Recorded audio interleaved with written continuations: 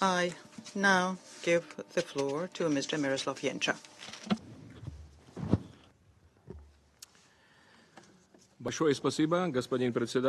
Thank you very much, Mr. President. I am honored to have been appointed by the Secretary General as his special representative in Colombia.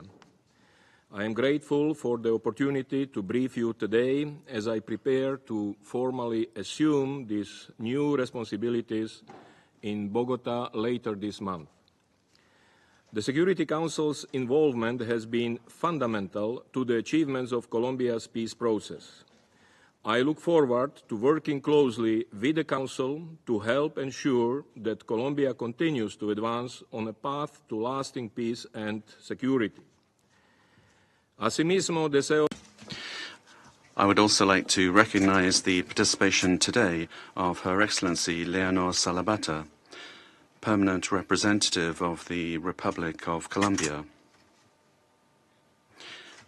I think that the presence of the ambassador is very important. The ambassador is a woman from the Sierra Nevada,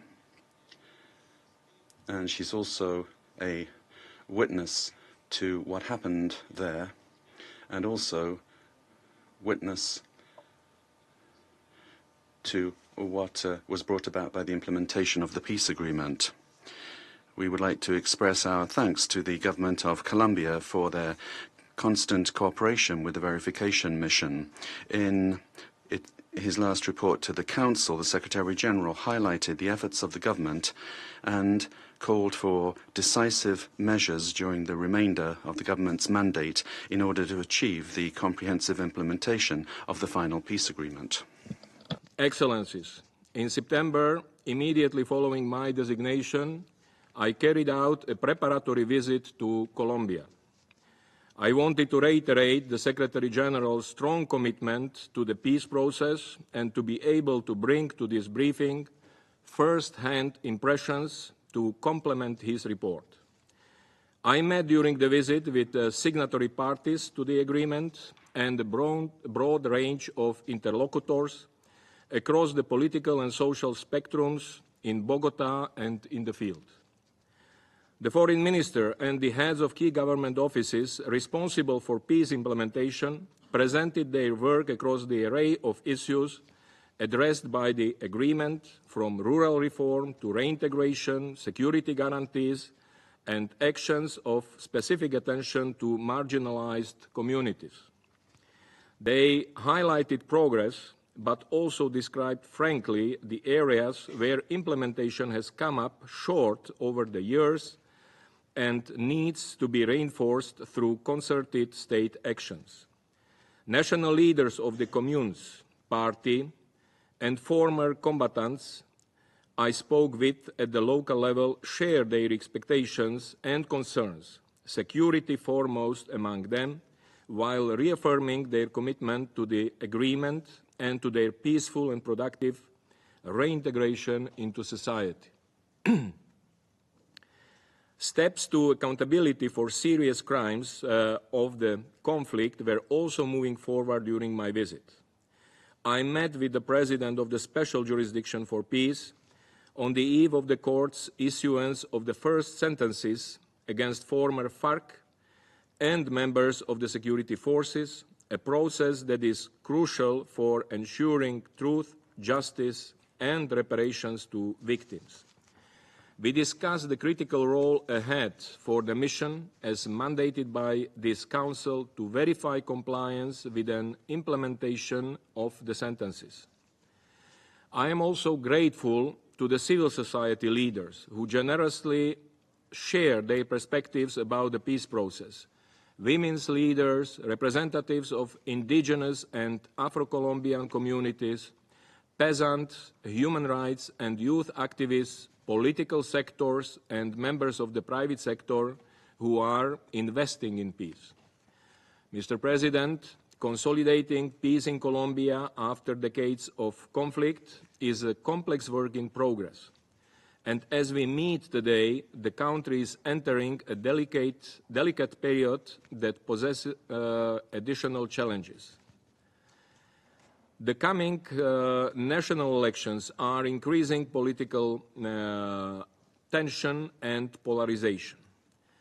Current fiscal constraints impinge upon financing for peace. Recent tragic acts of violence and patterns of insecurity in certain regions are prompting urgent calls to enhance security. At the same time, I was struck by the determination of so many actors in Colombia to continue advancing in the implementation of the final peace agreement, convinced that it remains the country's essential roadmap for building peace. I heard expressions of appreciation across the board for the work of the verification mission and UN system in Colombia and for the active engagement of the Security Council. Mr. President, as the Secretary General states in his report, Colombia has come a long way over the years on the path to becoming a more peaceful and secure nation. Nevertheless, and especially given recent violence, he stresses that every effort must be made to ensure that the country does not slip backward, but rather continues to move forward along a trajectory of expanding peace and security. The peace agreement, he states, is central to the solution. Among its key provisions are rural reform, with the potential to unlock greater development opportunities and prosperity across the country, and security guarantees, which can contribute to tackling complex criminal dynamics and illegal economies.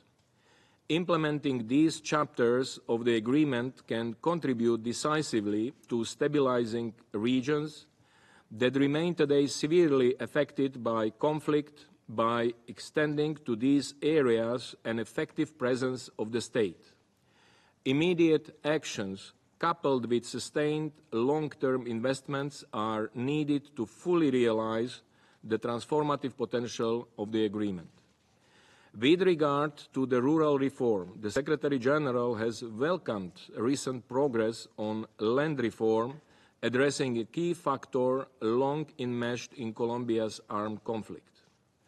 Mr. President, members of the Council, the Secretary General welcomed the issuance of the first restorative sentences by the Special Jurisdiction for Peace as an historic milestone in the pursuit of justice for some of the most serious and emblematic crimes committed during the conflict. This is also a pivotal moment in the implementation of the agreement. The conflict inflicted immeasurable suffering on victims and their families. The transitional justice process is delivering unprecedented convictions and acceptance of responsibility by those who committed serious crimes while involving victims in the process and offering redress to them through restorative action to be carried out by the perpetrators. The Special Jurisdiction for Peace has announced that such restorative actions include the search for persons who went missing during the conflict, the removal of mines and risk reduction activities, and the construction of memorials and community infrastructure. The verification mission stands ready to independently and rigorously verify compliance and implementation. Of immediate necessity is the establishment of the government of the conditions for the prompt translation of these sentences into restorative actions on behalf of the victims. The Special Jurisdiction for Peace called last week on the government and on Congress to urgently assign additional budgetary resources for this purpose. Mr. President, the reintegration of the more than 11,000 FARC EP who laid down arms and remain actively part of the peace process is central to the integrity of the agreement. As described by the Secretary General in his latest report, This is also a security imperative for Colombia, key to preventing the recurrence of conflict. The mission is verifying the relevant commitments on reintegration, highlighting especially issues of security and sustainability. With nearly 500 former combatants killed since the signing of the agreement, enhancing security for them and equally important for communities is critical. Yet, despite this major concern, we see an impressive commitment of the vast majority of those who lay down arms to peacefully reincorporate into society. At the Llano Grande integration area, where I traveled in the department of Antioquia,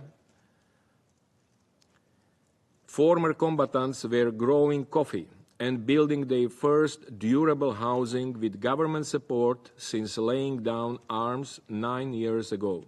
They were also joining in common projects with a nearby community. Various interlocutors stressed to me that the insecurity remains the greatest threat to peace. Persistent violence in various regions of Colombia, fueled by illegal economies and disputes by armed groups over territorial control, is seriously impeding progress in implementing the agreement and severely impacting the civilian population. As the Secretary General has argued, effective security strategies are needed in combination with peace policies. The armed groups must cease all threats and violence against the civilian population. It will be particularly important for the state to ensure the safe conduct of the coming elections. This was a call conveyed strongly during my visit and one that the mission will be following closely in the months ahead. There can be no repeat of atrocious acts of violence such as the assassination of Senator Miguel Uribe. Mr. President, let me conclude by offering the Secretariat's full readiness to assist the Council as it turns soon to the renewal of the mission's mandate. Since its establishment, the mission has worked through different phases of the peace process and with successive administrations in Colombia who, with varying approaches, have shouldered the responsibility to implement the agreement. Throughout, the mission has provided objective verification and reporting, while working proactively to identify solutions and foster constructive relations among all involved. The mission has also advocated for the adoption of measures to help prevent security incidents, raising the alarm on numerous occasions when threats to civilians, including former combatants, were identified. As stated to me repeatedly during my visit, the mission's presence builds confidence. The voice of the Security Council, informed by the mission's reporting, helps to drive progress on the ground. I am confident that the mission can continue to play a critical role while adapting to changing needs and circumstances. As part of UN 80 exercise, the Secretary General proposed significant efficiencies while preserving the mission's core capacity to deliver on its mandate. One of the key assets is its presence in the regions prioritized by the peace agreement, including some of the most remote and conflict-affected areas. In line with this broader organizational realignment, the mission has already taken steps to streamline operations, including by reducing personnel previously deployed to verify the now inactive ceasefire between the government and the National Liberation Army, ELN. Mr. President, members of the Council, Colombia is a rare case in which the Council has been able to respond with targeted assistance to a nationally owned peace process. These are favorable circumstances for the United Nations to continue to make a positive and focused contributions. I thank you for your attention. I pledge to do my utmost to exercise sound leadership on the ground in pursuit of our collective work for peace and security in Colombia. Thank you. I thank Miroslav Jenča for his briefing and wish him every success in his new position, which he is to assume shortly. I now give the floor to those council members who wish to make statements, and I give